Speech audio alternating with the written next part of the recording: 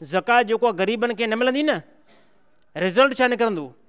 औरतुनि खे ज़कात जो पैसो ग़रीबनि खे न मिलियो, औरतूं काॾे वेंदियूं? औरतूं ग़लति कम ते बीहंदियूं। जॾहिं असांजा ज़ालिम मुस्लमान मालदार शहजाद कोट जा चङा भला जेको आहे न ज़ालिम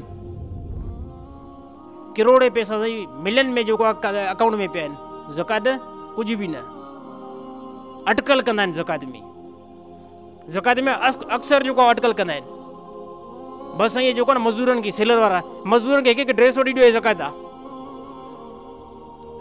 उन जेको आहे न उन सेलर वारे खे मां चवां थो तुंहिंजे पीउ जी जेको आहे शरीयत आहे, तूं शरीयत पंहिंजे हथां ई जेको ठाहींदो, हिकु हिकु ड्रेस जेको आहे मज़दूरनि खे वठी अचे ज़कात, हे बाक़ी तुंहिंजे जेको अकाउंटनि में मिलियन में जेको आहे पैसा पिया आहिनि, इन पैसनि जी जेको आहे ज़कात न कढंदे तूं भला। ऐं जेकॾहिं साहबा हिन टाइम मौजूदु हुजनि न, साहबा अबू बकर सिद्दीक़ उमर रज़ियल्लाहु ताला अन्हु साहबा मौजूदु हुजनि न, अक्सर तव्हां मुस्लमाननि जूं मालदारनि जूं गर्दनूं जेको लाहिनि ऐं ठाऊ को जेको आहे न मोचड़ा जेको आहे साहबा जेको हिन असांजे ज़माने में हुजनि न, मुस्लमाननि खे जेके मालदार जेके ज़कात नथा कनि अक्सर हिन खे ठाऊ का जेको आहे मोचड़ा जेको आहे साहबा आणनि था। उन टाइम बि बर्दाश्त न पिया कनि साहबा।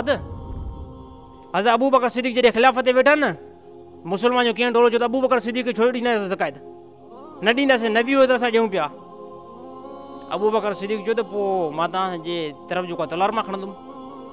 चयो अच्छा असां मुस्लमान जी? हा, क़ुर में जेको आहे नस जेको आहे फरमान थियल आहे ज़कात जे बारे में, जेकॾहिं अगरि तव्हां मुनकिर थींदा ज़कात जा, मां तव्हां सां जिहाद कंदुमि। हज़रत उमर रज़ियल्लाहु ताला फरमाए, अबू बकर सिद्दीक़ थोरो नरम थियो। उमर रज़ियल्लाहु ताला खे फरमाई त अच्छा कुफर जे ज़माने में त वॾी जेको आहे तलवार पियो ॾेखारे नबी सल्लल्लाहु अलैहि वसल्लम खे, एॾो वॾो जेको आहे ताक़तवर पाण खे सम्झे पियो, नबी सल्लल्लाहु अलैहि वसल्लम हाणे छा भला तूं बुज़दिल थी वियो आहे?